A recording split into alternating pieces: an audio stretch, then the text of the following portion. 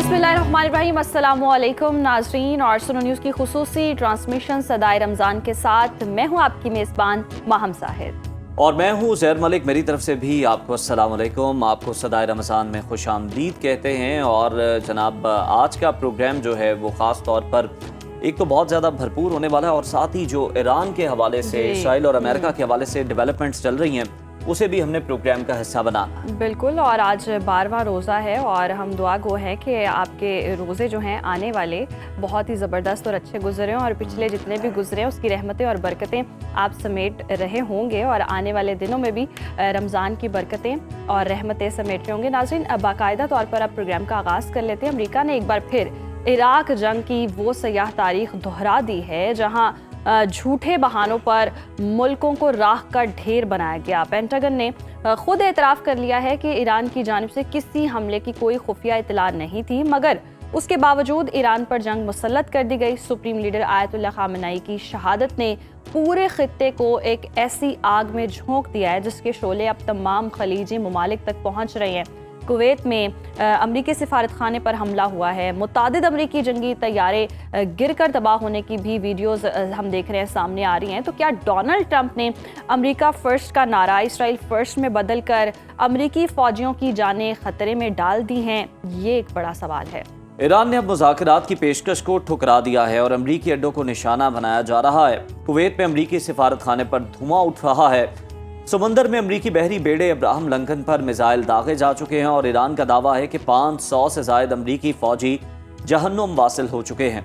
एक तरफ ट्रंप का दावा है कि उन्होंने ईरानी क़यादत ख़त्म कर दी है, तो दूसरी तरफ ईरानी आर्मी चीफ ये कह रहे हैं कि ग़ुलाम बनाने का ख्वाब कब्रों में जाएगा। इन तमाम पहलुओं पर रोशनी डालने के लिए मैं ज्वाइन किया अक़वामी उमूर शाज़िया चीमा साहिबा हमारे साथ मौजूद हैं। शाज़िया साहिबा, सबसे पहले आपसे जानना चाहेंगे कि पेंटागन ने खुद अमरीकी कांग्रेस में ये तस्लीम किया कि ईरान के पहले हमले की कोई खुफिया इत्तला मौजूद नहीं थी। ये बिल्कुल वही दास्तान है जो सन 2003 में इराक के झूठे हथियार के तबाही के दावे के वक्त सुनाई गई थी। बैनुल अक़वामी कवानीन और अक़वाम मुत्तहिदा के चार्टर के तहत बगैर सबूत ईरान पर हमला आप क्या समझती हैं किस ज़ुमरे में आता है, और क्या अमरीका को कभी इन फ्यूचर भी जवाबदेह ठहराया जा सकता है इन मामलात पर? ये बात सामने इस तरह से आ रही है कि कांग्रेस के अंदर अब सवाल ये पैदा हो रहा है कि जब अमरीकियों की लाशें वापस जाना शुरू हुई हैं तो आखिर इस जंग का जवाब क्या था। तो मैं आपको कल भी जो है आपके प्रोग्राम में अर्ज कर रही थी कि मुझे लगता है ट्रंप जो है उनकी इम्पीचमेंट हो जाएगी। वो जिस गड्ढे में घुस गए हैं इससे बाहर निकल नहीं पाएंगे। तो अब जब आज ट्रंप ने कौम से खिताब किया है और अपनी कौम को बताया है कि 3 हमारे सोल्जर्स की लाशें वापस आ रही हैं और कुछ जो हैं वो ज़ख्मी हैं, और कौम को मज़ीद लाशों के लिए तैयार रहना चाहिए। और जो इम्पार्शियल सोर्सेज हैं उनका कहना है कि ये 3 लाशें नहीं हैं, 560 अमरीकी फ़ौजी जो हैं वो हलाक हो चुके हैं। और अब जब 560 बॉडी बैग जंग के एक दिन के बाद वापस जाएंगे, और जंग भी वो जो ट्रंप ने कांग्रेस से रेटिफाई नहीं कराई हुई, उसकी कोई अप्रूवल ही नहीं है, उसकी कोई कॉन्स्टिट्यूशनल वैल्यू ही नहीं है, वो एक प्रेसिडेंशियल डिक्री पे बनी हुई है, और उसके पीछे एक तमाम मुहर्रकात में से सिर्फ एक चीज़ पे वो टिकी हुई थी कि आपने जो सुप्रीम लीडर हैं उनकी असैसिनेशन करनी है तो रिजीम जो है वो कलेप्स हो जाएगी। तो उसके बाद जब वो पूरी दुनिया के अंदर, क्या ईरान जो है पूरी दुनिया के अंदर जब लाखों लोग उस सॉलिडेरिटी में बाहर निकल आए हैं, तो अब उनके पास सवाए बदहवासी के और कोई रास्ता ही नहीं है। उसके बाद अब उन्होंने यूरोपियन कंट्रीज को बीच में इन्वॉल्व किया है, और मेरी इंफॉर्मेशन के मुताबिक वाया इटली उन्होंने ईरान से कहा है कि खुदा के लिए अब रुक जाते हैं, क्योंकि हमारे पास तो 7 से 8 दिन से ज़्यादा का जो है वो हमें प्रॉब्लम हो जाएगा। हमारी तो पूरी कैलकुलेशन ही 10 दिन पे थी। तो ईरान ने कहा है कि नहीं, अभी हम नहीं रुकेंगे, अब जहाँ तक अब हम पहुँच चुके हैं अब यहाँ से हमने रुकना नहीं। और आप उस इसराइल की जितना वो छुपाने की कोशिश करें, तबाही और बर्बादी जितनी, ये नहीं कि ईरान में नहीं हो रही, लेकिन जितनी तबाही और बर्बादी जो है वो इसराइल में हो रही है, उनका पानी का जो डिस्टिलेशन प्लांट से लेकर उनका न्यूक्लियर प्लांट जो है, और उनका इवन उनका जो एक कमांड ऑफिस था जिसके अंदर सुना है 10 से ज़्यादा उनके जनरल्स थे जो कि हलाक हो गए हैं। प्लस स्टेट ऑफ हुर्मुज़ बंद है, हूथियों ने बाबुल मंदेब बंद कर दी है। تو اکانومی کا کیا حال ہوگا. اور یہی وہ باتیں ہیں جو میں اور آپ جو ہیں اور باقی سارے سین مائنڈ پیٹ جو یہ کرتے تھے کہ اس کی کوئی ضرورت نہیں ہے. آپ کو کیوں ایران کو تباہ و برباد کرنا ہے؟ آپ کو کیوں ایران کی سوورینٹی اور اس کے جو ایجنسی ہے اس کے ہونے پہ آپ سے صبر کیوں نہیں ہو رہا؟ لیکن ایمپائر اپنی ہوبرس میں یہ حرکتیں ضرور کرتی ہیں اور وہ بھول جاتی ہیں کہ ہر ہوبرس کے ساتھ میمیسز ہوتا ہے اور اس کے ان بٹوین کہیں نہ کہیں جب تک کتھارسس نہ ہو تو تباہی اور بربادی رکتی نہیں ہے. پورے خطے کو انہوں نے تباہی میں جھونک دیا ہے اور اب یہ لاشیں اٹھا کے بالکل اپنے شاہزہ گھروں کو لے صاحبہ کے پورے جائیں گے. خطے کو انہوں نے تباہی کی جانب دھکیل دیا ہے. بریگیڈیئر صاحب آپ کی جانب آؤں گی. پینٹاگن کے اعتراف کے بعد کیا امریکی فوج کے اندر ٹرمپ کی پالیسیز کے خلاف کوئی مزاحمت پیدا ہو سکتی ہے کیونکہ ان کے فوجی بغیر کسی ٹھوس وجہ کے مارے جا رہے ہیں؟ جی بالکل. سب سے پہلے تو یہ کہ تھینک یو، آپ نے مجھے انٹروڈکشن میں کہا راشد منہاس. آئی وش کہ میں اپنی فیملی کے راشد منہاس کی طرح ہم بھی کام آتے اور آج ہمیں بھی کہا جاتا کہ ہم نے 32 سال سروس کی ہے، کارگل کی جنگ بھی لڑی کی، وار آن ٹیرر بھی کی، لیکن یہ خوش نصیبی ہمارے حق میں نہیں آئی. بٹ اینی وے میرا نام بریگیڈیئر احمد سعید منہاس ہے. Thank you very much for equating me with Rashid Minhas. Anyway جہاں تک امریکنز کا تعلق ہے، امریکنز جو ہے they are known strategic culture کے حساب سے they are known for being casualty shy. اور کیجولیٹی شائی کے حساب سے آپ دیکھیں تو پریزیڈنٹ بش نے جب اپنی قوم سے معذرت کی تھی عراق میں ویپنز آف میس ڈسٹرکشن کے خطرے کو اس سے سامنے رکھا تھا اور کہا تھا کہ صدام کی رجیم چینج کرنے کے لیے وہاں پر اس نے ہیج بیہائنڈ کیا تھا پریزیڈنٹ بش نے کہ ان کے پاس کیمیکل ویپنز. آپ نے بالکل ٹھیک کہا کہ وہی ٹیمپلیٹ ان کے اوپر رکھا گیا اور جھوٹ بولا گیا اور یہ واشنگٹن پوسٹ نے بھی اس کو نمایاں طور پر اپنے ہاں شائع کیا. ان کی اپوزیشن کانگریس کے اندر وائٹ ہاؤس اور کیپٹل ہل کے اندر بھی اس کے اندر چہمگوئیاں جاری ہیں کہ کس طریقے سے غیر ضروری طور پر اسرائیل کے جھانسے میں آ کر انہوں نے یہ پریزیڈنٹ ٹرمپ نے حرکت کی. اور اس کے پیچھے کنسپریسی تھیوریز آ رہی ہیں کہ شاید یو ای نے بھی پریشر ڈالا تھا، شاید سعودی عرب نے بھی ڈالا تھا، لیکن یہ وقت بتائے گا کیا ہوا تھا. اس پہ پیورلی جو امریکہ فرسٹ کا نعرہ تھا، آپ نے بالکل ٹھیک کہا کہ اس وقت اسرائیل فرسٹ کے چکر میں نیو کونس کو بیسیکلی سیٹسفائی کرنے کے لیے جو پریزیڈنٹ ٹرمپ کے جو مڈ ٹرم الیکشنز آ رہے تھے، شاید وہ بھول گیا کہ پریزیڈنٹ ٹرمپ کے جو مڈ ٹرم الیکشنز ہیں وہ نوشتہ دیوار ہیں اس وقت کہ وہ اس کو جیتنے نہیں جا رہا ہے. دو کے نیو کونس کے جو نمبر آف ووٹس ہیں وہ اتنا انفلوئنشل اس لحاظ سے نہ ہوں، لیکن ہاں یہ ضرور ہے کہ وہ فنڈنگ ضرور کرتے ہیں. لیکن ایٹ دا سیم ٹائم آپ دیکھیں تو پریزیڈنٹ ٹرمپ کی جو پالیسیز تھی، اسپیشلی جو ٹیرف پالیسی تھی، اس کو ان کے اپنے سپریم کورٹ نے اس کو رد کیا اور پھر انہوں نے کہا کہ اب میں 10% ایز اے کارپیٹ جو ہے وہ ٹیرف لگاؤں گا. تو ایک قسم کی بڑی ایک امکانہ قسم کی فارن پالیسی جو کہ ایک ایسے ملک کے پریزیڈنٹ سے ایکسپیکٹ نہیں کی جاتی جو اس وقت یونیپولر ورلڈ ہونے کے ناطے سول سپر پاور ہے. اور اسپیشلی چوائس آف ورڈز ان کی جو تھیں، اور ابھی بھی کل بھی جو بات کی انہوں نے جب انہوں نے اٹیک کیا تھا ایران کے اوپر، انہوں نے کہا تھا یا تو آپ سرنڈر کر دو یا مرنے کے لیے تیار ہو جاؤ. یہ اس طرح کی چیزیں آپ کو ٹھیک ہے reduce paradigm of international system exist کرتا ہے جو اس وقت انارکی کا شکار ہے اور مائٹ از رائٹ کی بات کی جاتی ہے، بٹ اس قدر بھی نہیں ہوتا. آپ نے ایران کے کارڈ کو یا ایران کو آپ نے بہت انڈر پلے کیا. آپ بھول گئے کہ وہ آئیڈیولوجیکل کنٹری اور جتنی ہماری دنیا میں شیعہ کمیونٹی بستی ہے ان کی جو امنگیں ہیں یا ان کی جو افیلیشن ہے یا ان کی ریلیجیس جو الائنمنٹ ہے وہ کنورج ہوتی ہے ایران میں آ کے. اور اگر آپ اوور آل دیکھیں تو ایک شیعہ کرسچن جو بنتا ہے لبنان، سیریا، ٹرکی کے کردز کو لے لیں، پھر نیچے عراق، پھر ایران، پھر ادھر یمن کو آپ دیکھیں پورا شیعہ کرسچن بنتا ہے. اگر آپ یہ سمجھتے ہیں کہ وہ کچھ اس طرح کی حرکت کر کے آپ ان کے رجیم چینج کر سکتے ہیں تو آپ کی غلط فہمی ہے. یہ بھی دیکھنا ہے کہ احمد سعید منہاس صاحب کے رجیم چینج کرنا ہے یا پتہ نہیں کوئی اور عزائم ہے. شازیہ صاحبہ اگر ہم دیکھیں، آپ بھی مڈ ٹرم الیکشن کی بات کر رہی تھی، امپیچمنٹ کی، مواخذے کی آپ بات کر رہے تھے. آپ کو یاد ہوگا صدر ڈونلڈ ٹرمپ کا بیان جو انہوں نے اسرائیلی صدر کے خلاف دیا تھا کہ وہ کیوں نہیں اسرائیلی وزیر اعظم نیتن یاہو کی سزا کو معاف کر رہے، اور انہیں بھی ایک طرف سزا کا سامنا ہے اور دوسری طرف اگر ہم دیکھیں تو ڈونلڈ ٹرمپ جو ہے وہ انہیں بھی مڈ ٹرم الیکشن کا خوف ہے. جو نتائج سامنے آئے ہیں سرویز کے کہ کتنے لوگ امریکنز جنگوں کے حامی ہیں، کتنے نہیں ہیں. تو آپ کو نہیں لگتا کہ کہیں نہ کہیں ایران سے زیادہ مسئلہ یہ اپنے اقتدار کو دوام بخشنے کا ہے، اپنے اقتدار کو طول دینے کا ہے؟ اب اس کو یہ بوائل ڈاؤن تو یہی ہوتا ہے. آپ کانسپیریسی تھیوری اے پہ چلیں، بی پہ چلیں، سی پہ چلیں. اے پہ آپ اگر آ جائیں کہ ایپسٹین کی وجہ سے بلیک میل ہو رہے ہیں تو بھی اپنے اقتدار کو بچانے کے لیے. بی پہ آ جائیں کہ جی مریم ایڈلسن لوگوں کی جو ٹریلینز آف ڈالر کی فنڈنگ ہے وہ مڈ ٹرم سے پہلے کندھے سے پیچھے ہٹ جائے گی.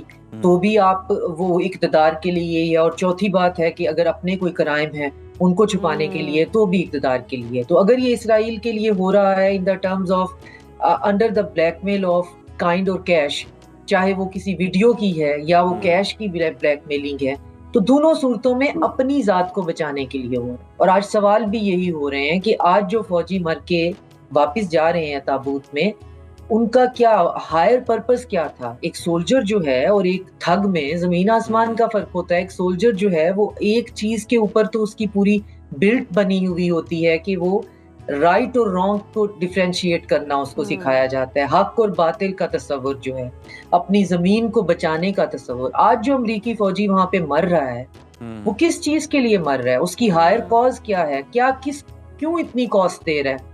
اپنے ملک کے لیے تو اس کے ملک کو تو کوئی امیجیٹ خطرہ نہیں ہے، دنیا کا کوئی بندہ نہیں کہتا. ان کی اپنی تلسی گیبارٹ نے خود کہا ہے کہ جی نہ تو یہاں پہ کوئی نیوکلیئر ویپن بن رہا ہے، نہ ایران ہمارے لیے کسی قسم کا کوئی تھریٹ ہے، لیٹ الون جو ہے اسٹریٹجک اور ملٹریلی کوئی تھریٹ ہو، کسی بھی قسم کا ہمارے لیے تھریٹ نہیں ہے. پچھلے 7 دہائیوں سے ہم نے ان کا گلا گھونٹا ہوا ہے سینکشن سے، تو انہوں نے ہمیں کیا تھریٹ انہوں نے کرنا ہے؟ اپنا سروائیو کریں گے اور ریجن میں اسرائیل جانے اور ایران جانے. لیکن مسئلہ یہ نہیں ہے نا، کیونکہ اسرائیل جو ہے اور امریکہ جو ہے وہ یونائٹڈ آئیلینڈ آف ایپسٹین ہیں. تو ایپسٹین صرف چھوٹی بچیوں کی کینیبلائزیشن یا ان کی جو ہے وہ ملیسٹیشن پہ نہیں ہے، یہ وہ پاور کلاس ہے جو کہ پوری دنیا کو سسٹمیٹکلی لے کے چلتی ہے، جن کا کوئی رنگ مذہب کلاس کوئی ان کی ایسی چیز نہیں ہے. یہ ان میں ہر مذہب کے لوگ ہیں، ان میں ہر جو ہے وہ رنگ کے لوگ ہیں. تو یہ ساروں کا مقصد کیا ہے؟ مقصد یہ ہے کہ آپ نے دنیا کے اوپر اپنی ہیجمنی بنائے کیسے رکھنی ہے. اور پھر یہ سامنے ٹرمپ جیسے پپٹ ہیں جو کہ اب فلیش لائٹ میں بھی ہیں، ڈیسیژن کل بھی ہاتھ کانپ رہے ہیں اس شخص کے رات کے 1 بجے جب وہ اپنا وار ڈیکلیریشن دے رہے ہیں، تو ہاتھ اس وقت ان کے سمجھ میں نہیں آ رہا. ایک ہارا ہوا شخص سامنے کھڑا ہوا ہے، پتہ نہیں کتنا مجبور ہے. اور آپ اس سے پوچھیں اگر کہ ایک فکرے میں بتا دو کہ ایران کی جنگ جو ہے اس سے تمہیں کیا فائدہ ملنا ہے اور اس سے تمہارا اسٹریٹجک اکنامک ملٹری کا کون سا گول تمہارا سر ہوگا، تو اس کے پاس کوئی جواب نہیں ہے. جواب صرف یہ ہے کہ اسرائیل کے لیے وہ ایگزسٹانشل تھریٹ ہے. تو اسرائیل کے لیے ہے تو اسرائیل جانے اور ایران جانے، دونوں ایک دوسرے سے نمٹ لیتے ہیں. لیکن آپ اور اب جو ہے آپ کہیں کہ ابھی ہمیں آف ریمپ دے دو، ہم سے نیگوشیٹ کر لو. نیگوشیٹ تو وہ مسکین تم لوگوں سے پچھلے 40 سال سے کر رہے ہیں جب تم لوگوں نے کا پانی تک بند کیا ہوا ہے. بالکل بالکل درست فرمایا شازیہ صاحبہ آپ نے. اور ان کے عزائم پیچھے کچھ اور ہی ہیں اور سوالات بہت زیادہ ہی اٹھ رہے ہیں. ایپسٹین فائل کا سامنے آنا اور اس کے بعد اس طرح کی جنگیں چھڑ جانا، اپنے کرائم چھپانے کے لیے شاید یہ ساری کہانی بھی گڑی گئی ہو. بہت سارے سوالات ہیں. بریگیڈیئر صاحب آپ کی جانب بھی آؤں گی. ہم دیکھ رہے ہیں کویت متعدد امریکی جنگی طیارے گر کر تباہ ہونے کی ویڈیو بھی سوشل میڈیا پر وائرل ہیں. امریکی سفارت خانے کے حملے کی بھی اطلاعات ہیں. قطر اور یو اے میں بھی ہونے والے دھماکے ہو رہے ہیں، ہم دیکھ رہے ہیں کہ وہ بھی اطلاعات موصول ہو رہی ہیں، ویڈیوز میں موجود ہیں. تو کیا اس بات کا ثبوت ہے کہ اب کوئی بھی ملک جو ہے وہ نیوٹرل نہیں رہ سکتا؟ جی بالکل. دیکھیں اس وقت اگر اوور آل دیکھا جائے تو تقریباً 13-14 ممالک ہیں جو آپس میں فائر ایکسچینج کر رہے ہیں. چونکہ ایران کے اوپر ایک انتہائی سخت قسم کی تھریٹ اس کے اوپر مسلط ہوئی تھی، جس میں اس کے 40 سے زیادہ کمانڈ سٹرکچر، جس میں سپریم کمانڈر صاحب کے شہید ہونا، باقی چیف آرمی اسٹاف کا شہید ہونا، پھر اسی طرح ان کے پریزیڈنٹ کا شہید ہونا ایک سنگل بم کے اندر. تو لہٰذا انہوں نے وار کو اپنے بارڈر سے باہر لے جانا ان کے لیے جو ہے وہ ایک قسم کا ضروری ہو گیا تھا تاکہ اٹینشن دائیں میں ڈیورٹ بھی. اور یہ تو ہوگی پازیٹیو تھنگ کہ ایران نے اپنے اوپر سے ایک قسم کے ایسی تھریٹ کو اس نے نلیفائی کیا تاکہ وہ لوگ واپس جو ہے وہ یونائٹڈ اسٹیٹس کو جو انہوں نے آؤٹ سورس کر رکھی تھی اپنی سیکیورٹی وہ نہ کریں. لیکن اس کی سلپری سلوپ بھی ہے. Slippery slope in a sense کہ ایران نے جو صرف اسرائیل یا امریکن ایسٹس جو سمندر میں تھے ان کے خلاف جو ایکشن لینا تھا، بدقسمتی سے اس کو مسلم ممالک کے اندر پھیلا کے اس نے جو اپنی سپورٹ تھی ایک قسم کی، یہ فدائٹمنٹ ہے جو گلف کوپریشن کونسل کی بھی کل ایک اسٹیٹمنٹ آئی تھی ان کی ہنگامی میٹنگ کے بعد، تو وہ ایران کو مذمت کرتے ہوئے پائے گئے تھے. اسی طرح OIC اور جو آپ کی عرب لیگ ہے اس کی تو حیثیت ہی بیچارے کی کوئی نہیں رہ گئی. تو لہٰذا اس وقت جس طرح سے ساری گلف کے ممالک یا مشرق وسطیٰ کے ممالک ایران کے کاؤنٹر اسٹرائک کی وجہ سے اس میں ڈائریکٹلی انوالو ہو گئے، میں سمجھتا ہوں کہ اس وقت نیوٹرل رہنا किसी भी स्टेट का मुमकिन नहीं है। लेकिन खुशाइन चीज ये है कि जैसे जून 2025 में ईरान ने कतर के अंदर मौजूद अमेरिकन एयर बेस के ऊपर मिसाइल मारे थे, दो के कतर के अमीर ने उसको जरूर कंडेम किया था, लेकिन इन फिजिकल या इन काइंड रिटेलिएट नहीं किया था। इसी तरीके से अब जिन जिन ममालिक के अंदर अमेरिकन एसेट्स को या बेसिस को हिट किया गया है, कंडेमनेशन जरूर हुई है, कंडेम की है, मजम्मत की गई, लेकिन इन काइंड रिटेलिएशन नहीं हुई है। ये दो चीजों को जाहिर करता है। एक तो ये कि ईरान की जो स्ट्रेंथ है उससे या तो वो खाइफ हुए हैं, लेकिन मैं नहीं समझता ऐसा है। वन, सेकेंडली वो नहीं चाहते कि ईरान के ऊपर अटैक करके वो जो एक अरब स्प्रिंग जो अब से कुछ अरसे पहले नार्क से खिलाफ मशरिक़ वस्ता में उठी थी, उसको दोबारा से हवा देना नहीं चाहते।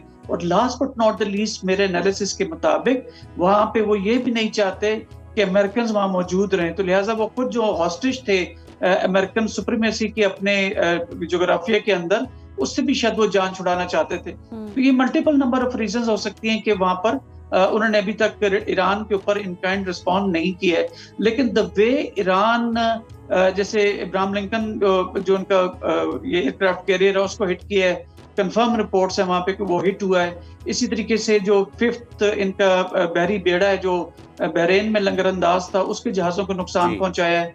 और इसी तरह मुख्तलिफ एम्बेसी, जैसे कुवैत की एम्बेसी हो गई, F-35 वो गिरा है कुवैत के अंदर। अब तक 2 की रिपोर्ट्स हैं, बाकी हो सकता है यही जनरेटेड हो, लेकिन अमेरिकन को खासा नुकसान हो रहा है। बिल्कुल, अमेरिकन को खासा नुकसान भी हो रहा है। कुवैत से भी ऐसी इतलात आ रही हैं जंगी तैयारों के गिरने के हवाले से, और इब्राहिम लिंकन को भी हिट जो है वो किया गया है पानियों के अंदर।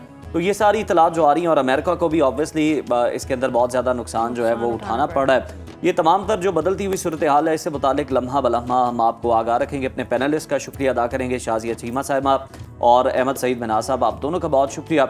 सदाए रमज़ान में भी वक्त हुआ है ब्रेक का, stay with us. Welcome back नाजरीन। और हम देख रहे हैं कि दुनिया अभी कोरोना के मुआशी ज़ख्मों से पूरी तरह संभली नहीं थी कि ईरान अमेरिका जंग ने आलमी मईशत को फिर से बड़ा धचका दिया है। अमेरिका और इसराइल की ईरान पर जंग अब असर दिखा रही है। दुबई, अबू धाबी और दोहा जैसे चमकते दमकते शहरों का अमन बारूद की नज़र हो रहा है। वो बुर्जुल अरब और पाम जमीरा जो सियाहत की अलामत थे, आज आग के शोलों की लपेट में हैं। क्या खलीजी ममालिक की दहाइयों की मेहनत और अरबों डॉलर की सरमायाकारी चंद दिनों में मिट्टी हो जाएगी?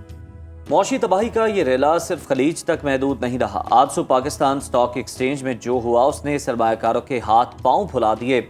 इंडेक्स में 15,000 पॉइंट्स का क्रैश और ट्रेडिंग की मौतली बताती है कि खतरे की घंटी बज चुकी है। उधर आबनाए हुर्मुज की बंदिश से तेल की कीमतें $100 फी बैरल की तरफ लपक रही हैं, जो पाकिस्तान जैसे मुल्क के लिए किसी मौशी तूफान से कम नहीं है। क्या आलमी एविएशन इंडस्ट्री इस झटके को सह पाएगी? इन तमाम तल्ख मौशी हकाइक पर बात कर लेते हैं साबिक चेयरमैन सरमायाकारी बोर्ड और मारूफ माहिर मौशी उमूर हारून शरीफ साहब ने हमें ज्वाइन किया। हारून साहब, आपको खुश आमदीद कहते हैं। सर, ईरान ने बुर्जुल अरब और पाम जमेरा जैसे मौशी अहदाफ को टारगेट किया है। क्या आप समझते हैं कि खलीजी ममालिक का नॉन ऑयल इकोनॉमी मॉडल इस जंग के बाद मुकम्मल तौर पर बैठ जाएगा, कोलैप्स कर जाएगा? जी, एक बहुत ज़्यादा बड़ा शॉक है। इसको हम एक्सोजनस या एक्सटर्नल शॉक कहते हैं। ये जो कॉन्फ्लिक्ट होता है, ख़ास तौर पे aggressive attack on a country, उसके बहुत से पहलू होते हैं। अगर आप देखें, जो आप जिस पहलू की बात कर रहे हैं वो मेनली इंफ्रास्ट्रक्चर की डिस्ट्रक्शन है जीसीसी के ममालिक में, जो ईरान ने एज ए रिटेलिएशन में की है। और उन्होंने यूएस बेसिस को हिट किया, लेकिन बाकी जगह पर भी ड्रोन्स और मिसाइल्स हिट हुए हैं। उसका इम्पैक्ट मुआशी भी है, उसका इम्पैक्ट एक लॉस ऑफ कॉन्फिडेंस भी है। जैसा कि आपने आज पाकिस्तान स्टॉक एक्सचेंज में देखा, जो वहाँ पर इन्वेस्टर हैं उनका कॉन्फिडेंस के बिल्कुल सिक्योर जगह है, यहाँ कुछ नहीं होगा, सेफ हेवन है, वो इस वक्त शेक हो चुका है। इसको रीबिल्ड करते बहुत अरसा लगेगा। और जो छोटे ममालिक हैं, जैसे यूएई है, रिलेटिवली कतर छोटा है लेकिन ऑयल रिच ज़्यादा है, उनके ऊपर ज़्यादा बड़ा असर आएगा। जो रिलेटिवली बड़ी इकोनॉमीज हैं जैसे सऊदी अरेबिया है, उनकी एब्जॉर्प्शन कैपेसिटी, क्योंकि वो डिवर्सिफाइड है, इन लोगों से ज़्यादा। लेकिन सरमायाकार इस वक्त बहुत केयरफुली, और जो टूरिज्म है I think for next couple of years उसको बहुत स्वेयर हिट हुआ। अच्छा हारून साहब, पाकिस्तान स्टॉक मार्केट में आज ही के दिन हमने देखा 15,000 पॉइंट्स की कमी देखी गई है। क्या ये सिर्फ खौफ है या हमारी मईशत वाकई मशरिक़ वस्ता पर इतनी ज़्यादा मुनहसर है कि हम इसे संभाल नहीं पाएंगे? ये देखिए, ये जो वॉर है ईरान के ऊपर, जो इजराइल और यूएस का कंबाइंड अटैक हुआ है, इसका इम्पैक्ट ना सिर्फ ऑयल प्राइसेस और मूवमेंट ऑफ ट्रेड के ऊपर है, लेकिन फाइनेंशियल मार्केट्स के ऊपर बड़ा स्वेयर इम्पैक्ट है। उसकी रीज़न ये है कि ना सिर्फ यहाँ के जो लोग हैं अरब ममालिक के और इस खित्ते के, उनके बाहर की मार्केट्स में बहुत इन्वेस्टमेंट्स हैं।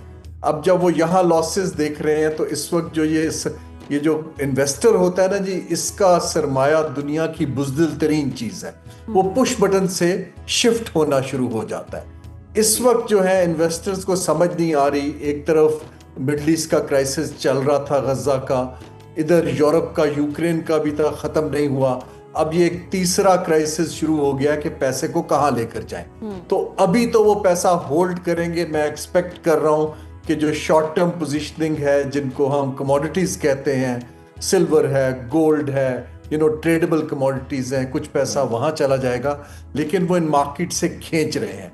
पाकिस्तान की स्टॉक एक्सचेंज के भी जो लोग हैं वो इस फियर में कि कल को ये वॉर इस तरफ ना फैल जाए, पाकिस्तान की इकोनॉमी जीडीपी ना बैठ जाए, अभी टेम्परेरी शिफ्ट है। अगर ये प्रोलॉन्ग कर जाता है कॉन्फ्लिक्ट, फिर ये शिफ्ट टेम्परेरी नहीं रहेगा अनफॉर्चुनेटली, फिर लोग मजीद पैसा खींचना शुरू कर दें। हारून साहब, अभी जो हालिया तेल की कीमतों में, पेट्रोल की कीमतों में पाकिस्तान में इजाफा हुआ है, अवाम उससे बड़ी तकलीफ में है, उस पर बड़े सीख पाए हैं, लेकिन तेल की कीमतें आलमी मार्केट में जब $100 फी बैरल की जाने बढ़ रही हैं, तो पाकिस्तान जैसे मुल्क के लिए जो पहले ही अदायगियों के तवाज़ुन के बहरान से गुजर रहा है, ये कीमतें पेट्रोल बम से तो कम नहीं होंगी। तो हुकूमत के पास क्या आप समझते हैं कि इससे बचने का कोई प्लान भी हो सकता है? जी, इनको बिल्कुल बनाना चाहिए। इस वक्त तो 24 घंटे सर जोड़कर एक्सपर्ट्स को बिठा के इन्हीं सवालात के जवाब लेने चाहिए कि अभी हम बेनिफिट कर रहे थे कि ऑयल प्राइसेस थोड़ी रिप्रेस थी। अभी जो मैं प्रोडिक्शंस पढ़ रहा हूँ कि $100 तो बिल्कुल प्रिडिक्ट की जा रही है, लेकिन LNG की प्राइसेस भी इक्वली ऊपर जाएंगी। हमारा इन्हिसार दोनों चीज़ों पर है। हम जो LNG से बिजली बनाते हैं और फ्यूल पे हमारी ट्रांसपोर्ट और इंडस्ट्री का खासा इन्हिसार है, तो हमें कॉस्ट ऑफ डूइंग बिजनेस के लिए, एक एस्केलेशन के लिए, इन्फ्लेशन के लिए तैयार ना सिर्फ होना है, बल्कि एक स्ट्रेटजी बनानी है कि जो मिडिल क्लास है, फिक्स्ड इनकम है, लोअर इनकम है, उनको अब आपने कैसे इसको सपोर्ट करना है, वरना ये चीज़ें हाथ से निकल जाएंगी। हम ऑलरेडी बड़ी मुश्किल से IMF प्रोग्राम में स्टेबलाइजेशन की तरफ आए हैं, लेकिन अगर हमारा एक्सटर्नल अकाउंट का इम्बैलेंस फिर से इंपोर्ट डिपेंडेंस पे बढ़ जाता है, तो उसको फिर डील करना, ख़ास तौर पे अगर आपके दाएं बाएं डिस्टेबलाइजेशन बढ़ जाए, तो पाकिस्तान इस वक्त बहुत सीरियसली हमें मल्टीपल सिनेरियोज, कंटिजेंसी प्लानिंग की ज़रूरत है। बिजनेस एज यूजुअल को मेरे हिसाब से फ़ौरन छोड़ देना चाहिए। सही सही। अच्छा हारून साहब, आम पाकिस्तानी की अगर हम बात करें तो उसके लिए जंग का मतलब क्या है? बिजली के बिल, पेट्रोल की कीमत और महंगाई का एक नया तूफ़ान, और अब हम देख भी रहे हैं कि इस मुआशी सुनामी से बचने के लिए कोई रास्ता नज़र आ रहा है? क्या कर सकते हैं? जी, हमारे 3-4 इम्पैक्ट्स हैं। एक जैसे आपने मेंशन किया, इन्फ्लेशनरी फैक्टर है कि महंगाई बढ़ जाएगी, ऑयल प्राइसेस बढ़ जाएंगी, लेकिन हमारी बहुत सी आबादी GCC ममालिक से रेमिटेंसेस भी भेजती है। हमें उसका इम्पैक्ट भी कैलकुलेट करना है कि वहाँ के स्लो डाउन का हमारे जो भाई बहन बाहर काम कर रहे हैं उनके रोजगार पे क्या असर आएगा और उनकी सेविंग्स पर क्या आएगा।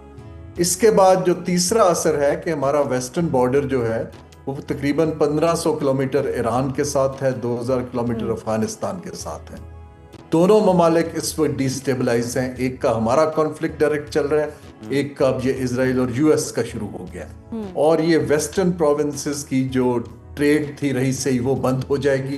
तो इसेंशियल कमोडिटीज जो हम ईरान से ले रहे थे, सब्जियां आती थी अफगानिस्तान से, फ्रूट्स आते थे, हमें बिल्कुल हारून साहब, ये जो आप बात कर रहे हैं, अगर हम देखें तो ईरान पाकिस्तान तिजारत जो है, ये जो कैलकुलेट किया जाता है इसे, ये कोई अप्रॉक्सीमेटली $3 अरब सालाना है।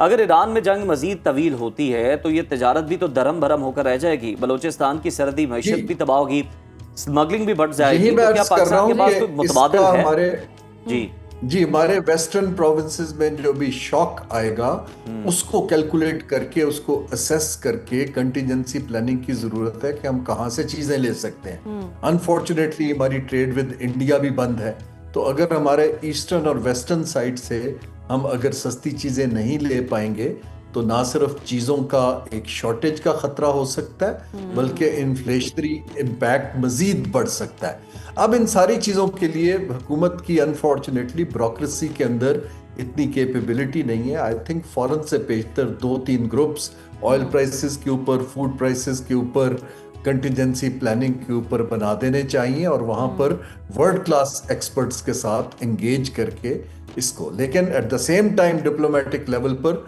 मुल्कों को खड़े होना पड़ेगा कि इस कॉन्फ्लिक्ट को ईज डाउन किया जाए, वरना ये ना सिर्फ पाकिस्तान, ये बहुत से और ममालिक की मईशत को बहुत बड़ा धचका है जिसको रिकवर करते टाइम लगेगा। अच्छा हारून साहब, पाकिस्तान IMF प्रोग्राम के तहत है, गैर मुल्की कर्ज़ों की अदायगियाँ भी सर पर हैं, तेल महंगा होगा, खलीजी तरसीलात कम हो सकती हैं। पाकिस्तानी हुकूमत को अगले 30 दिनों में क्या फौरी मुआशी इक़दामात उठाने चाहिए ताकि आवाम को इस मुआशी आफत से महफूज रखा जा सके?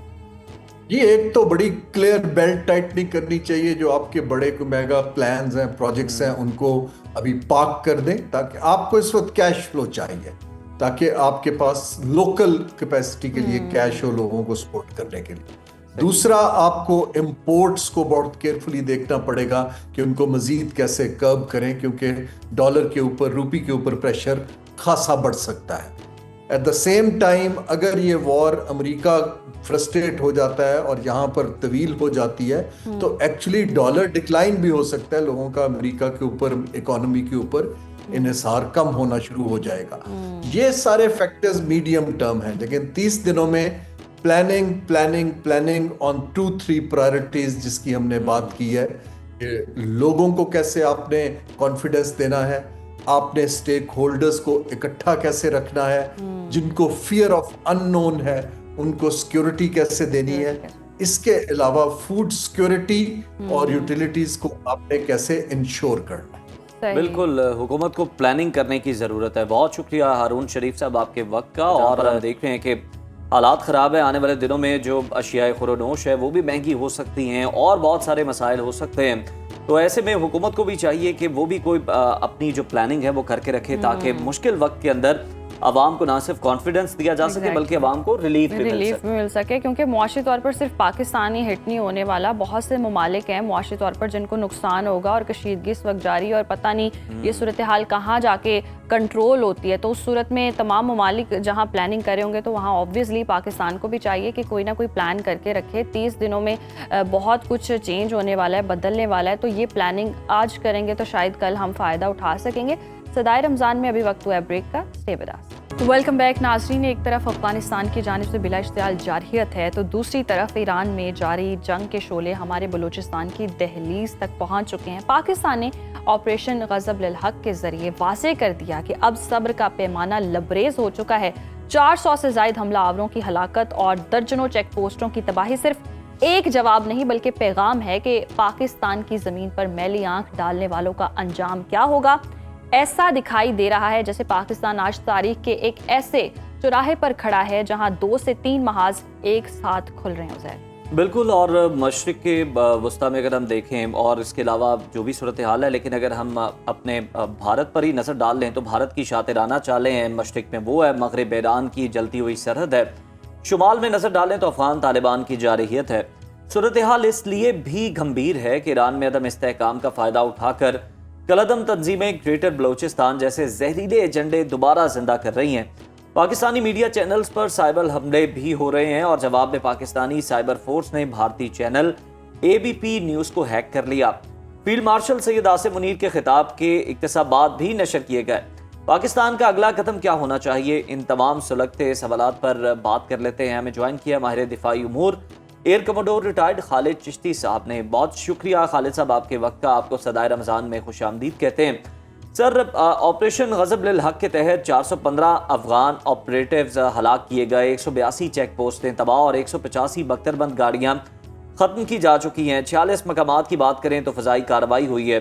ایک فضائی ماہر کی نظر سے آپ اس آپریشن کی تکنیکی کامیابی سے آپ کو کیا لگتا ہے کہ یہ آپریشن طویل مدتی خطرے کو ختم کرنے میں مکمل طور پر کامیاب ہوا ہے؟ بہت شکریہ عزیر اور ماہم، آپ نے انوائٹ کیا. Welcome sir.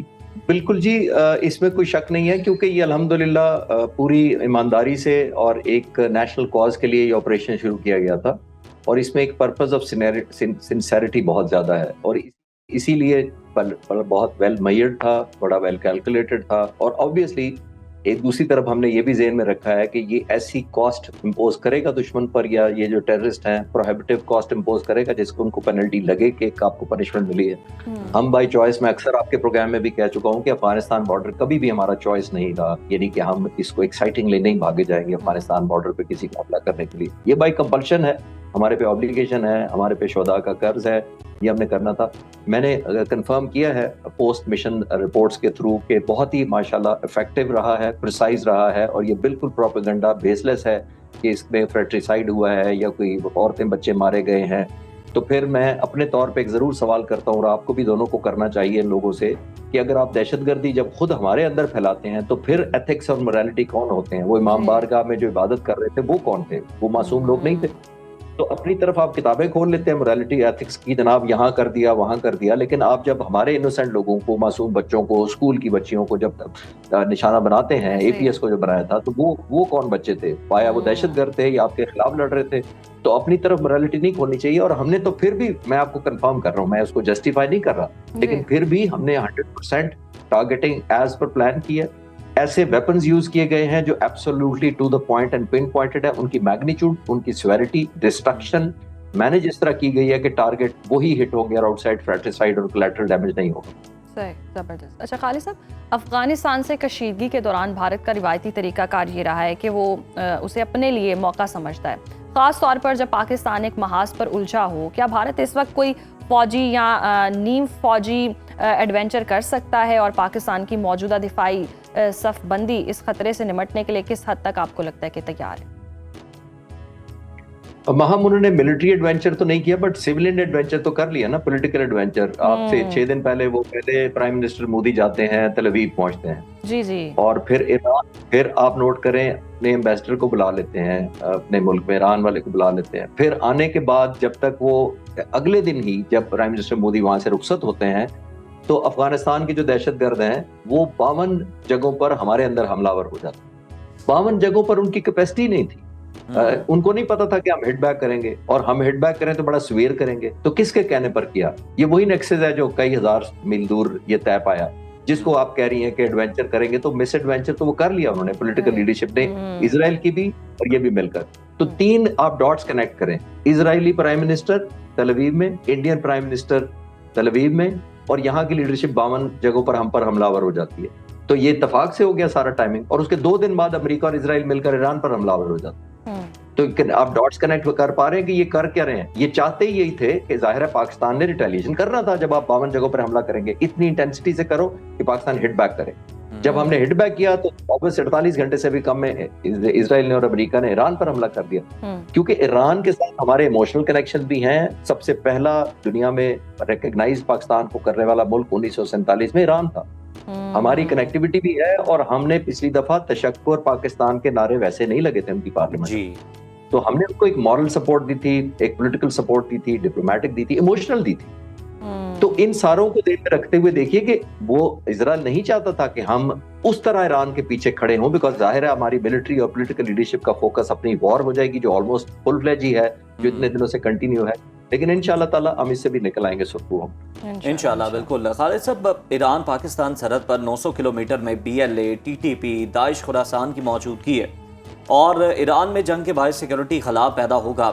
حرب آرمری پہلے ہی گریٹر بلوچستان منشور لا چکے ہیں. ایک فوجی ماہر کے طور پر یہ بتائیے گا کہ اس سرحد کی نگرانی اور کنٹرول کے لیے پاکستان کو ابھی کیا ٹھوس اقدامات درکار ہے موجودہ سینیریو کے؟ عزیر دیکھیے، کنٹینیوس ایفرٹ ہوتی ہے. یہ تو ایسے بارڈر جو پورس ہوتے ہیں، انپریڈکٹیبل ہوتے ہیں، دشمن نے آپ کو ہر طرف سے گھیرا ہوتا ہے، اور obviously اسپانسرڈ ہوتا ہے، ہیویلی فنڈڈ ہوتا ہے، تو اس میں کوئی ایک پرٹیکولر میئر نہیں ہوتا. یہ نان سٹاپ ہے. اور سب سے زیادہ میں اکثر زور دیتا ہوتا ہوں کہ ہم لوگوں کو کمیونٹی واچ، یا جس کو میں نیبرہڈ واچ کہتا ہوں، اس میں بھی جانا پڑے گا. جو انفارچونیٹلی مسنگ ہے, اور خاص طور پر بڑے شہروں میں تو بہت ہی مسنگ ہے, کیونکہ ہمیں اپنے نیبر کا بھی نہیں پتا ہوتا, 2 گھر چھوڑ کے کون رہتا ہے, 5 سال سے رہ رہا ہو, ہمیں اس کا بھی نہیں پتا ہوتا. تو نیبرہڈ واچ کا کانسیپٹ پوری دنیا میں ہے کہ آپ ایک اویئرنیس رکھتے ہیں کہ کون آپ کے ارد گرد رہ رہا ہے. ایسے جو ملک ہوتے ہیں جو فنڈ کرتے ہیں, وہ ہمارے ہی اندر آ کر اپنے گھروں کو رینٹ پہ کر کے یا خرید کر رہنا شروع کر دیتے ہیں. سینچریز کو سلیپر سیل کے طور پہ استعمال کیا جاتا ہے, کئی سال ان کو فنڈ کر کے سسٹین کر کے اکوپمنٹ دیا جاتا ہے, اور پھر ویٹنگ موڈ میں رکھا جاتا ہے کہ جب آپ کا ریموٹ دبائیں گے, آپ نے فلاں جگہ جا کر اس مسجد میں یا امام بارگاہ میں جا کر ریموٹ دبا دینا. تو یہ وہ ایلیمنٹ ہے, یہ کنٹینیوڈ ہمیں سرویلنس رکھنی پڑے گی. اور ظاہر ہے میں نے یہی عرض کیا کہ یہ جو سسٹینڈ قسم کا آپریشن افغانستان میں ہو رہا ہے, یہ اسی کی کڑی ہے کہ ہم چاہتے ہیں کہ ان کے یہ انیشیٹو کو کرٹیل کر کے ایلیمنیٹ کیا جائے انشاءاللہ. اچھا خالد صاحب، ایران میں امریکہ اور اسرائیل کے بڑے پیمانے پر فضائی حملے جاری ہیں، میزائل ٹیکنالوجی ایک نئی بلندی پر ہے، اور اگر کوئی حادثاتی میزائل پاکستانی حدود میں آئے تو رد عمل کا پروٹوکول کیا ہونا چاہیے؟ دیکھیے ایئر سپیس تو obviously سوورینٹی تو ہم نے کسی بھی ملک کو کبھی الحمدللہ اجازت ہی نہیں دی. وہ دیکھنا پڑے گا کہ سرکمسٹانسز میں ہوئی ہے، سیویریٹی کیا ہے، ہمارا ایکسٹینٹ آف ڈیمیج کیا ہے، اور آیا یہ جینوئنلی کوئی مسٹیک یا ایرر ہے یا انٹینشنلی انگیج کیا گیا. وہ پیٹرن آپ کو پتہ چل جاتا ہے. تو یہ الحمدللہ ہماری کیپیبلٹی ہے کہ آنے والی ایسی چیز، کسی چیز کو بھی ہندوستان نے بھی بہت کوشش کی تھی کہ ایسا کوئی نیو نارمل بنا لے کہ جب وہ چاہیں ہمیں آ کے پنشمنٹ دے دیا کریں. تو الحمدللہ جس طرح فیڈ بیک کیا تھا تو کوئی نیو نارمل نہیں بننے دیا گیا تھا. تو اب اگر کوئی اس کا ایوالویشن ہوئی تو سرکمسٹانسز کے حساب سے بفٹنگ رسپانس دیا جائے گا، اگر ضرورت پڑی تو اللہ نہ کرے ایسا ہو. خالد صاحب، افغان طالبان پاکستانی سرحد پر جارحیت کر رہے ہیں مسلسل، اور ٹی ٹی پی کو افغانستان میں پناہ گاہیں بھی مل رہی ہیں. یہ دونوں عناصر مل کر کیا نئی سیکیورٹی صورتحال پیدا کر رہے ہیں؟ آپریشن غضب للحق کے بعد کیا افغان طالبان اپنی حکمت عملی بدلیں گے، اور پاکستان کو اس کا توڑ کرنے کے لیے مزید کیا لانگ ٹرم پلاننگ کرنی چاہیے؟ ظاہر بنیادی طور پر دیکھیے جو سارے آپریشنز ہو رہے ہیں کس لیے ہو رہے ہیں؟ وہ ایک لائن کے لیے ہو رہے ہیں. ہم ان پہ ایک پروہیبٹیو کاسٹ امپوز کر رہے ہیں، ایک ایسی ان پر پنشمنٹ دے رہے ہیں یا ایٹریشن دے رہے ہیں ان کو جو وہ برداشت نہ کر سکیں، اور جب وہ نہیں برداشت کریں گے تو وہ کمپرومائز پر آئیں گے. اور میں اکثر کہتا ہوتا ہوں کہ جو آپ کی کیپیسٹی ٹو ہرٹ ہوتی ہے یا کیپیسٹی ٹو انفلکٹ ڈسٹرکشن یا ڈیمیج ہوتی ہے، وہی آپ کی پاور ٹو بارگین ہوتی ہے. یعنی جتنا زیادہ آپ ہٹ آؤٹ یا پنش کر سکیں گے اپنے دشمن کو، اتنی ہی زیادہ آپ کو ایڈوانٹیج ملے گی بارگین کرتے ہوئے. وہ اتنا ہی زیادہ کمپرومائز کرنے کو تیار ہوگا کوئکلی. کیونکہ ایران اور امریکہ کا میں ریفرنس دے دیتا ہوں بہتر انڈرسٹینڈنگ کے لیے، کہ امریکہ نے صدر نے کیا اتنے دن سے 1 مہینے سے کہہ رکھا تھا، ہم آ رہے ہیں، ہم تو وہ مچا دیں گے تباہی، بچ جاؤ ہمارے سے، ابھی بھی کمپرومائز کر لو، سرنڈر کر دو ورنہ چھوڑیں گے نہیں. آپ کو پتہ نہیں ہماری ملٹری دنیا میں سب سے بڑی ہے. وہ کیا کر رہے تھے؟ وہ بنیادی طور پر اپنی پاور ٹو ہرٹ کنوے کر رہے تھے کہ ہماری یہ کیپیسٹی ہے. اور وہ چاہ رہے تھے کہ ایران اس کے جواب میں پاور ٹو کمپرومائز اس کو دے دے امریکہ کو، کہ اچھا جناب ہم کمپرومائز کر لیتے ہیں، حکم کریں کیا چاہیے آپ کو. تو یہ پاور ٹو ہرٹ اور پاور ٹو ڈیمیج کا پرماننٹ رشتہ چلتا ہے.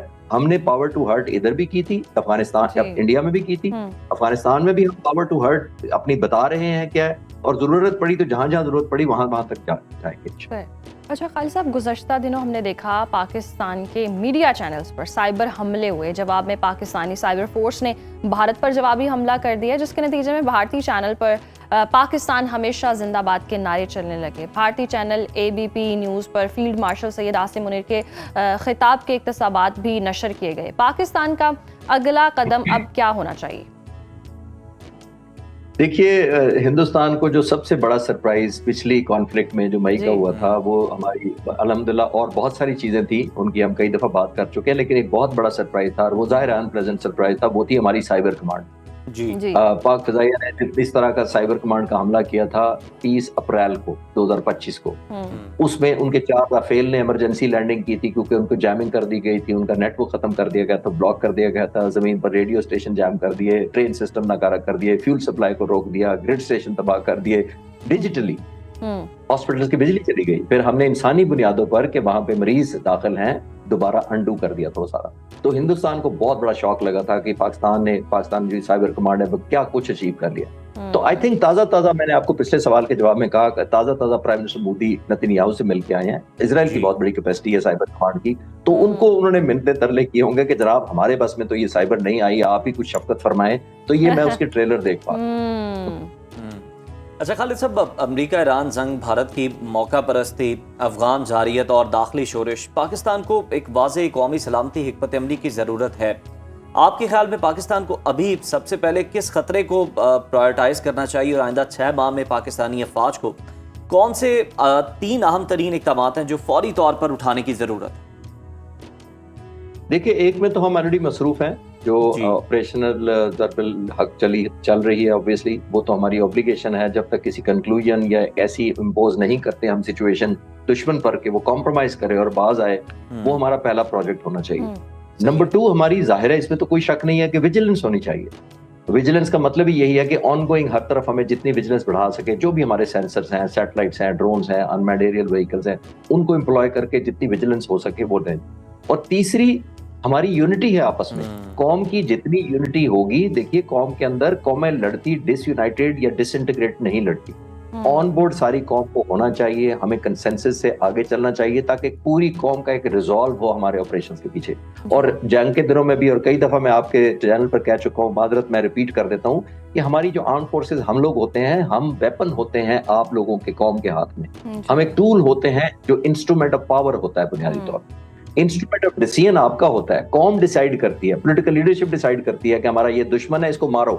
تو جو ویپن آپ کے ہاتھ میں ہم آرم فورسز ہوتی ہیں، پاکستان آرمی ہو، نیوی ہو، ایئر فورس ہو، لا انفورسمنٹ ہو، پولیس ہو، تو ہم اس کو آپ کے خواہشات کے مطابق، امنگوں کے ایکسپریشن کے مطابق ہم ریئیکٹ کرتے ہیں۔ تو جتنا جسم طاقتور ہوگا، توانا ہوگا، یونائٹڈ ہوگا، ڈیسیژن میکنگ میں یونانیمس ہوگا، اتنی ہی ویپنری ہماری اتنی اسٹرانگ ہوگی۔ تو آئی تھنک اس پہ ہمیں کام کرنا چاہیے۔ بالکل، ہمیں اس پر کام بھی کرنا چاہیے۔ اچھا خالد صاحب، ہم دیکھتے ہیں ہر طرف سے اس وقت کشیدگی ہی جاری ہے، پاکستان کے بارڈرز بھی دیکھیں تو ابھی تک جو صورتحال ہے وہ غیر محفوظ نظر آتے ہیں، افغانستان کی طرف سے بھی حملے جاری ہیں، یا پاکستان بھی مکمل طور پر جواب دے رہا ہے، ادھر سے امریکہ اور ایران کی جنگیں لگی ہوئی ہیں، تو یہ صورتحال آپ کو کہاں جاتی دکھائی دے رہی؟ کیونکہ جب ڈسکشن پہلے ہم کرتے تھے تو سننے میں یہ آتا تھا بس ہلکی سے چنگاری ہے، کوئی زیادہ جنگ نہیں پھیلے گی، ابھی آپ کو لگتا ہے کہ یہ کشیدگی تھمنے کا نام لے گی؟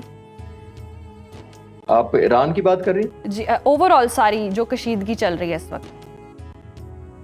جی، میں نے کہا آپ کی آواز کٹ رہی تھی، میں کہہ رہا ہوں ایران کی بات کر رہی تھی۔ جی خالد صاحب، جی تو دیکھیے، یہ تو obvious تھا، ایران جیسے ملک کو آپ جب اسٹرائک کریں گے تو بہت ریزیلینٹ قوم ہے۔ میں کئی دفعہ باتیں کرتا ہوں، 3-4 ہزار سال پرانی ان کی تاریخ ہے۔ عراق نے حملہ کر کے دیکھ لیا تھا، 8 سال جنگ چلی تھی اور پھر بھی انہوں نے سرنڈر نہیں کیا تھا۔ تو ان میں ایک نیشنلزم کا جذبہ بہت زیادہ ہے، اور یہ ایک ان میں اسپرٹ بہت جلدی اجاگر ہو جاتی ہے یونٹی کی، اگر ایکسٹرنل کوئی حملہ ور ہو جائے۔ آپ نے دیکھا ہوگا کہ جب پریزیڈنٹ ٹرمپ نے بیانات دیے تو جو مظاہرے ہو رہے تھے وہ بھی ڈائی ڈاؤن ہو گئے۔ ابھی جو آیت اللہ خامنائی صاحب کو شہید کیا گیا ہے، جو لوگ فینس پہ بیٹھے ہوں گے اس وقت یا 3 دن پہلے کہ ہم کس طرف جائیں، رجیم چینج کے لیے جائیں یا آیت اللہ خامنائی کو سپورٹ کریں، اس کو کہتے ہیں سٹنگ آن دا فینس، وہ بھی پرو رجیم ہو گئے، وہ بھی پاسداران انقلاب کو سپورٹ کرنے لگے ہوں گے کہ ہم پر حملہ ہوا ہے اور دشمن ہم پر حملہ ہو رہا ہے۔ اور بدقسمتی سے کیونکہ ہمارے کچھ برادر مسلمان ملک بھی ڈائریکٹلی یا انڈائریکٹلی سپورٹ کر رہے ہیں، تو ایک اور ایلیمنٹ آف پرائڈ آ جاتا ہے کہ ہمیں ڈیفینڈ کرنا ہے۔ اسی لیے ایران جسٹیفائی نہیں، میں جسٹیفائی اس کو نہیں کر رہا، لیکن ایران اسی لیے ہٹ بیک ان مسلمان ملکوں کے ایئر بیسز پر بھی کر رہا ہے، کیونکہ افسوسناک بات ماہم آپ یہ ذہن میں رکھیے گا کہ ایتھکس اور موریلٹی کی تو جنگ ہو ہی نہیں رہی۔ میں آپ کے ویورز کو ریفریش کر دیتا ہوں کہ یہ جنگ کس طرح ہو رہی ہے۔ ایک ایسا ملک، 2 ملکوں کا میں آپ کو کوئک کمپیریزن بتا دیتا ہوں، ایک ملک ایران اور ایک اسرائیل۔ اگر آپ سے کوئی پوچھے کہ کنفرم ویپنز نیوکلیر کس کے پاس ہیں، تو کوئی کنفیوژن ہے ہمارے ذہنوں میں کہ کس کے پاس ہوں گے دونوں ملکوں میں سے؟ ظاہر ہے اسرائیل کے پاس۔ این پی ٹی کا معاہدہ کس نے سائن نہیں کیا؟ ایران نے کیا ہوا ہے، اسرائیل نے نہیں کیا ہوا۔ انٹرنیشنل اٹامک انرجی کمیشن پر کس نے انسپیکشن کھولی ہے آج تک؟ اسرائیل کی آج تک نہیں ہوئی، ایران کی کئی دفعہ ہو چکی ہے۔ تو یہ سارے انڈیکیٹر، ایتھکس موریلٹی کون سی ہو رہی ہے؟ پھر بھی ایران کہتا ہے کہ میرے پاس نہیں ہے بام، تو مانتا کوئی نہیں ہے۔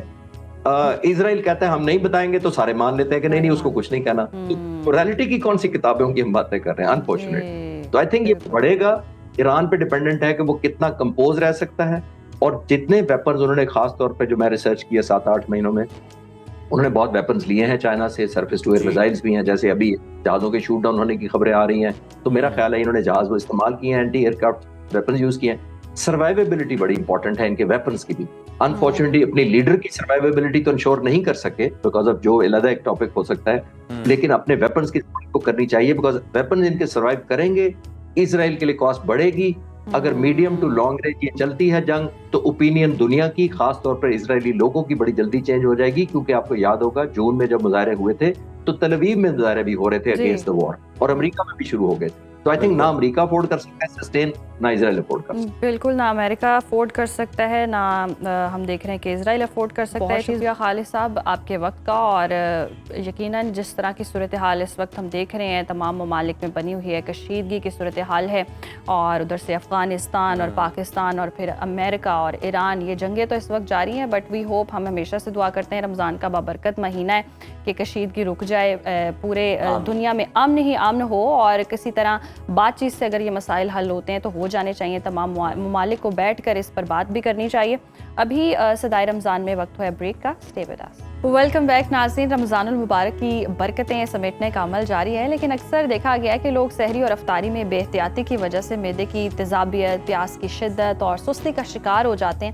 ہم سمجھتے ہیں کہ شاید زیادہ کھانے سے روزہ اچھا گزرے گا, مگر حقیقت اس کے بالکل برعکس ہے.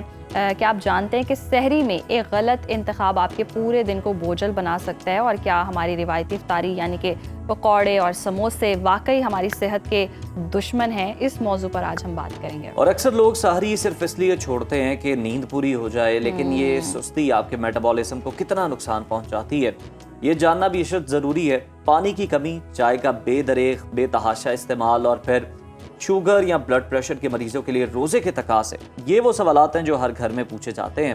اس لیے آج اسٹوڈیوز میں ہمارے ساتھ موجود ہے معروف ماہر غذائیت ڈاکٹر سجاد احمد صاحب, جو ہمیں بتائیں گے کہ اس رمضان ہم اپنی صحت اور عبادت میں توازن کیسے برقرار رکھ سکتے ہیں. ڈاکٹر صاحب آپ کو خوش آمدید کہتے ہیں صدائے رمضان میں.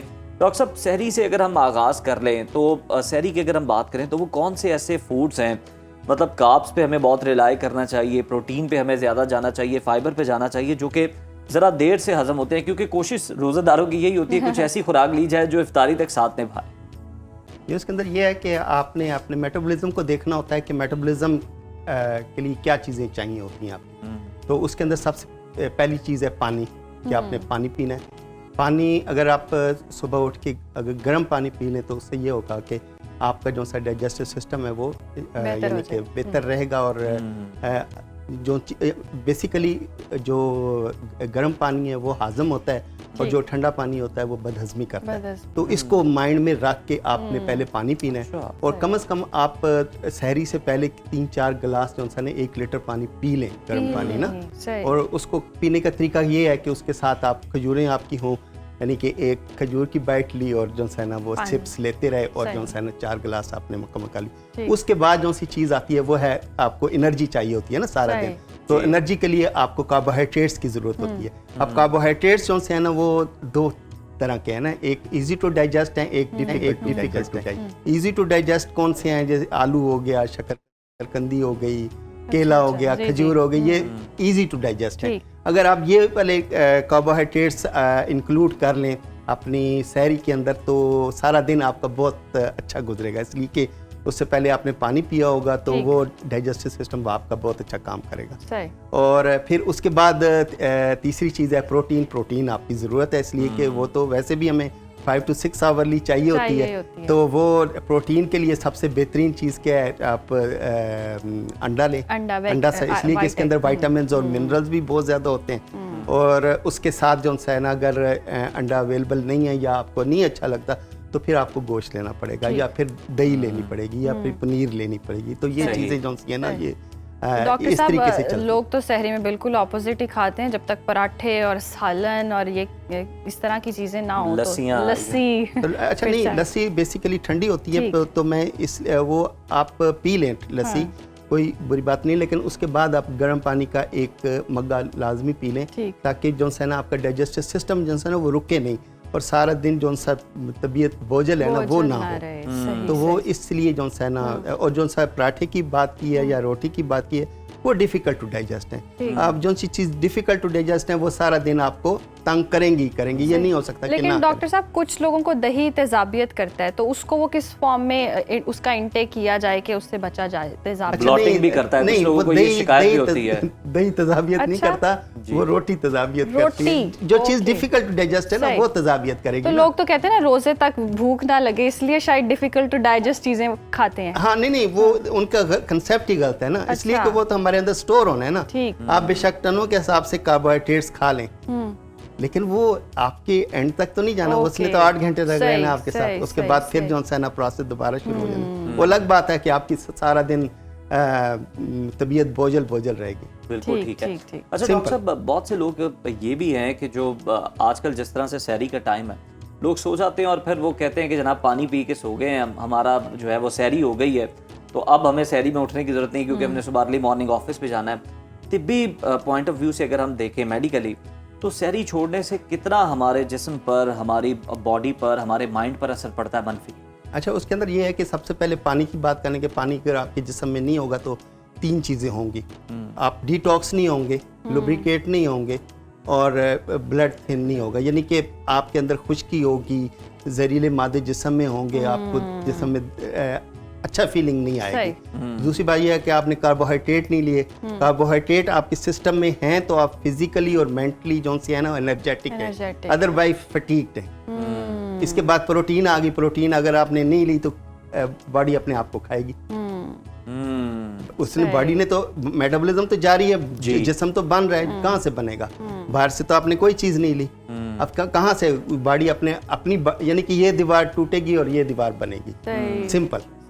تو یہ سمپل سی بات ہے, یعنی کہ اس کو آپ کمپلیکس نہ کریں نا, نیوٹریشن کو بالکل سمپل لیں کہ اندر جو ہے نا وہ کنٹینیوس پروسیس چل رہا ہے. کچھ لوگ جیسے سحری میں پانی ہی پی رہے ہیں, ہاں, تو وہ اس طریقے سے غلط کر رہے ہیں نا کہ وہ ان کا جسم اپنے آپ کو کھائے گا تو کیا ہوگا, اسے ڈیمیج ہوگا نا, مسل لاس ہوگا, مسل پروٹین آپ کی لاس ہوگی. آپ پروٹین ہے نا, یہ نہیں کرنا چاہیے. مطلب آپ پراپر سحری کریں, کھائیں پیئیں, آپ کے جتنے بھی جو ضروریات ہیں, غذائیت آپ کو جو چاہیے وہ سحری میں ضرور پوری کرنی چاہیے. اچھا, افطاری کی اب ہم بات کر لیتے ہیں.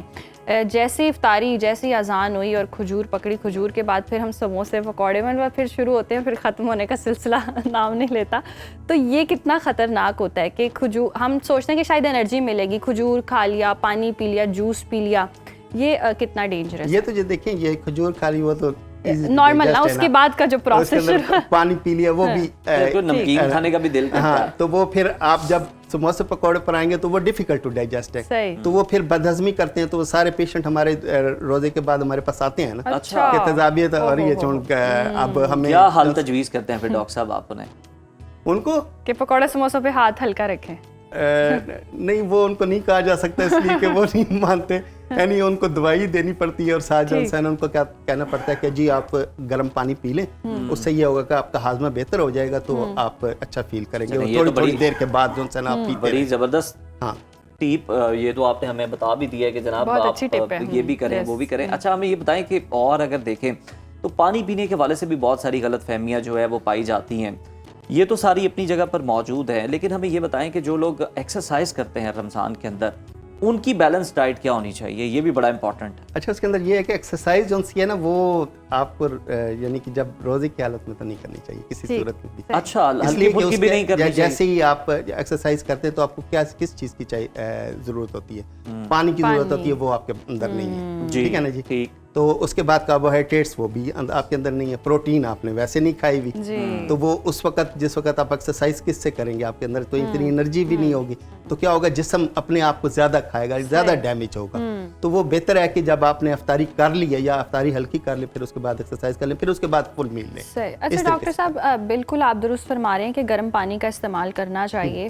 کچھ لوگ پانی اتنا زیادہ استعمال کرتے ہیں کہ لگتا ہے کہ بس ڈی ہائیڈریٹ نہ ہو, پورا دن روزہ اچھا گزرے, سحری میں بھی بہت پانی پی لیتے ہیں, پھر افطاری میں جب جس نے بہت پہلے پانی پی لیا نا وہ تو کچھ نہیں کھا سکتا. کھجور کھائے اور بہت پانی پینے کے بعد پکوڑے سموسے نہیں کھائے جا, تو یہ بہت زیادہ پانی پی لینا کتنا زیادہ نقصان. اچھا, اس کے اندر یہ ہوتا ہے نا کہ وہ پانی لوگ کون سا پیتے ہیں, یا تو ٹھنڈا پیتے ہیں یا روم ٹیمپریچر والا پیتے ہیں نا, تو وہ تو ڈائجسٹ جلدی نہیں ہوتا, وہ پیٹ میں اس طرح یعنی کہ تیر رہا, آپ کو محسوس ہو رہا تھا کہ پانی نیچے نہیں گیا نا. تو وہ میرا اس کا بیسٹ حال یہی ہے کہ آپ گرم پانی پیئیں, اس کو فلیورڈ کر لیں, اس کے اندر سونف الائچی ڈال لیں, اس کے اندر مطلب کوانٹٹی جتنی مرضی ہو آپ زیادہ سے اس سے کوئی فرق نہیں پڑتا. یعنی کہ इतनी ज़्यादा पिया भी नहीं जा सकता, नहीं, बहुत कम लोग हैं जो उनसे जी, इतना बहुत ज़्यादा बहुत पानी ज़्यादा पीते हैं, पानी और वो पानी पीते हैं वही जो ठंडा पानी पीते हैं, ठंडा तो वो डाइजेस्ट नहीं होता, इसलिए सही, जल्दी सही। डाइजेस्ट। पानी तो हमने डिस्कस किया, चाय मतलब शहरी के बाद लिक्विड्स में ही हम रह रहे हैं आज। एक अब क्या करें, वो बस एक थकावट होती है और पता नहीं एक वाइब ऐसी होती है ना पूरा दिन कि आप बहुत सुस्त हैं, तो एक कप चाय ना मिली तो पता नहीं क्या होगा।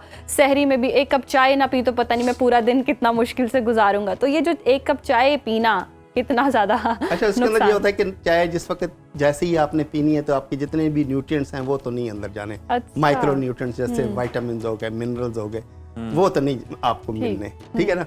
और दूसरा जन्स है ना, हमें चाहिए होता है रेस्ट एंड डाइजेस्ट, ठीक, और चाय जो सी है ना उसके अंदर कैफीन होती है, वो जिस वक्त आपके अंदर जाती है तो आप वो fight and flight sympathetic nervous system को एक्टिवेट करती है। अच्छा। अब दोनों में ज़मीन आसमान का फ़र्क है, एक आपको रेस्ट एंड डाइजेस्ट जो हमारी ज़रूरत है, कि जो अब हम बैठे हुए ना इस वक्त हमें रेस्ट एंड डाइजेस्ट की ज़रूरत है, हमें फाइट एंड फ्लाइट की ज़रूरत नहीं है। हाँ, अगर कोई इमरजेंसी है तो उस वक्त इसको फाइट एंड फ्लाइट चाहिए, जिस वक्त मैंने एक्सरसाइज करनी है उस वक्त फाइट एंड फ्लाइट चाहिए। लेकिन हम क्या करते हैं कि वो चाय पी लेते हैं, तो वो फाइट एंड फ्लाइट। अच्छा डॉक्टर साहब, हमें लास्टली ये बता दें कि कौन सी ऐसी चीज़ें हैं कि जो हमारी सहरी और इफ्तारी के अंदर शामिल हैं हेल्दी, लेकिन हमारा जो है बनाने का तरीका है वो गलत है, जिसकी वजह से वो नुकसानदेह हो जाती है। इसके अंदर यही है जो सा डीप फ्राइड जो से पकोड़े समोसे वगैरह होते हैं, यही होते हेल्दी हैं, लेकिन हाँ, लेकिन अगर आप कहें कि जी आप आलू फ्राई करते हैं तो वो ठीक है, वो कोई ऐसा मसला नहीं है। सही, बिल्कुल। तो और दूसरी बात ये कि जितनी भी सब्जी है ना, वो कम से कम लोगों के अंदर ये कंसेप्ट पाया जाता है कि सब्जी को अगर आप पकाएंगे तो उसकी गजाइयत खत्म हो जाएगी, ऐसा कोई चक्कर कोई नहीं। ज्यादातर सब्जियां ऐसी हैं जिनको अगर आप पकाएंगे तो उनकी न्यूट्रिएंट्स बढ़नी है और वो अच्छे तरीके से हजम सही। चंद एक का नाम भी बता देना ताकि फिर, मसलन टमाटर हो गया, गाजर हो गई, हाँ। ये ब्रोकली हो गई आपकी, ये शिमला मिर्च हो गई, और इसके अलावा ऐसी चीजें जो ये जितनी भी हैं ये आप पकाएंगे तो उनकी न्यूट्रिशनल वैल्यू बढ़ेगी। पालक भी इसके अंदर। बहुत शुक्रिया डॉक्टर साहब आपके वक्त का, और वाकई देखें हेल्दी ग़िज़ाएं खाएं ताकि आपका जो रोज़ा है बहुत अच्छे से गुजरे। सहरी में भी बेहतर अपनी ग़िज़ाइयत से भरपूर खाने खाएंगे तो आप पूरा दिन फिर अच्छे से रह सकेंगे, सुस्ती भी नहीं होगी, काहली भी नहीं होगी, इबादत भी कर सकेंगे। और इफ्तारी में आज की टिप तो यही है कि जी पानी जरा नीम गर्म आप देखें, चाइनीज को आप देखें, जापानीज को देखें, अगर वो गर्म पानी थोड़ा सा नीम पीते हैं, नीम बल्कि वो नीम गर्म से ज्यादा ही पीते हैं, मैंने देखा है, तो उससे आपको बहुत ज्यादा फायदा होगा। एक फायदा तो डॉक्टर साहब ने बता दिया कि आपका हाजमा बढ़ा जो है वो बहुत बेहतर रहेगा। तो ये आप करके देखें और फिर हमें आपने शेयर भी करना है कि कितना फ़ायदा हुआ है, और आज हम भी करके देखेंगे।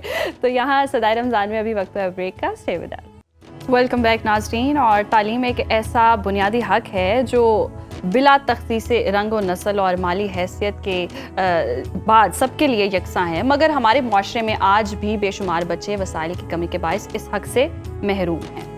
ऐसे में आलम बीबी ट्रस्ट गुज़श्ता कई बरसों से खामोश मगर मुसलसल जिद्दोजहद के जरिए मुस्तहिक बच्चों तक तालीम और तरबियत के मौके पहुँचा रहा है। इसी हवाले से हमारी साथी एंकर रुबीना यूसुफ ने एक खुसूसी रिपोर्ट तैयार की है, आइए देखते हैं। अस्सलाम वालेकुम नाज़रीन, मैं मौजूद हूँ आलम बीबी फाउंडेशन में, जो 2006 में 60 बच्चों से शुरू होने वाला सिलसिला 1000 प्लस बच्चे और 3 स्कूल्स तक पहुँच चुका है, और इनको चला रही हैं फराह दीबा और उनके भाई आफ्ताब रब्बानी। और यहाँ पर जो इस स्कूल की खासियत है वो ये है कि यहाँ पर स्पेशल बच्चों का सेक्शन भी है, उनको एक्टिविटीज़ करवाई जाती हैं, उनको भी हम विज़िट करेंगे। और यहाँ पर जो प्रेप, नर्सरी और मैट्रिक तक के बच्चे भी यहाँ पर मौजूद हैं, और हम डिफरेंट क्लासेस का विज़िट करते हैं। और यहाँ पर जो एक ख़ास बात है वो ये है कि यहाँ पर वो लोग आते हैं जो लोग अफोर्ड नहीं कर सकते, फिर उनका जो क्राइटेरिया यहाँ पर क्या है, अगर कोई बच्चा यहाँ पर शामिल होना चाहता है तो उन सब पर भी बात करते हैं। और उम्मीद है कि इस इंटरव्यू से जो लोग हमें सुन रहे हैं उन्हें ये जानने का मौका मिलेगा कि किस तरह एक इदारा अपने अज़्म और कोशिशों से मुआशरे में मुस्बत तब्दीलियाँ ला सकता है। तो हमारे साथ मौजूद हैं। अस्सलाम वालेकुम। वालेकुम अस्सलाम। आपका नाम? मेरा नाम अली जान। अली जान, आप कौन सी क्लास में हैं? मैं प्रेप। अच्छा, प्रेप क्लास में। अभी आपको टीचर क्या पढ़ा रही थी? पोइम। अच्छा, पोइम, मुझे भी सुनाइएगा। Teddy bear turn the around, teddy bear touch the ground, teddy bear polish your shoe, teddy bear go to school. आपका नाम? अबीहा। अबीहा, कितनी प्यारी हैं आप। आपको कितने लोग कहते हैं कि आप बहुत प्यारी हैं? मम्मा, पापा, भाई। भाई भी कहते हैं? वाह, मेरे भाई तो मुझे बहुत मारते हैं। आपके भाई आपको मारते हैं? बहुत प्यार करते हैं। और ये किसने बनाया? मम्मा ने। वाह, अच्छा मुझे बताइएगा आप कौन सी क्लास में है? Nursery blue. Nursery blue class में है, जबरदस्त। आज आपने क्या सीखा? अलीबे। ओके, और कार्ड से लफ्ज़ बनाने हैं। आप कौन सी क्लास में हैं? मैं 4th ग्रीन में हूँ। 4th ग्रीन में है। आपका फेवरेट सब्जेक्ट कौन सा है? उर्दू। उर्दू बहुत पसंद है, और इसका मतलब आपकी उर्दू तो बहुत अच्छी होगी। जी। आपकी फेवरेट टीचर कौन सी है? मेरी फेवरेट टीचर मेरी उर्दू की है। अच्छा, और आप हमें आज क्या सुनाएंगी? मैं आज आपको अपने स्कूल के बारे में बताऊंगी। हाँ प्लीज़ बताइएगा। मुझे मेरा स्कूल बहुत पसंद है क्योंकि यहाँ पर मुफ्त की तालीम दी जा रही है, बच्चों को सब कुछ मुफ्त का दिया जा रहा है। मैं सिर्फ इस स्कूल में इसलिए नहीं आ रही कि यहाँ पर मुफ्त की तालीम दी जा रही है, यहाँ का मकसद बहुत अच्छा है, बल्कि बच्चों को आगे बढ़ाना, उनको पीछे ना रखना, जो पीछे हैं उनके अंदर हौसला पैदा करना। यहाँ तक कि बल्कि जो स्पेशल क्लास के हैं उनको भी पढ़ाया जाता है, हालांकि बाकी स्कूलों में बिल्कुल ये सिस्टम नहीं है। हमारे स्कूल में तो वो सब कुछ है जो बल्कि बाकी स्कूलों में नहीं मिल रहा। यहाँ बल्कि जो स्पेशल क्लास हैं उनके लिए भी इतना सब कुछ किया जाता है, जो बल्कि गरीब लोग हैं उनके लिए भी बहुत सब कुछ किया जाता है, इसलिए मुझे मेरा स्कूल बहुत पसंद है। अस्सलाम वालेकुम। वालेकुम अस्सलाम। कैसे हैं आप? जी अल्लाह का शुक्र अल्हम्दुलिल्लाह। सबसे पहले तो बहुत मुबारक हो कि आप लोगों के 60 बच्चों से शुरू होने वाला सिलसिला अब 1000 प्लस बच्चे हो चुके हैं, और आपके लोगों के 2 से 3 स्कूल्स हैं, और आप दोनों इनको चला रहे हैं। तो कैसा फील होता है आपको?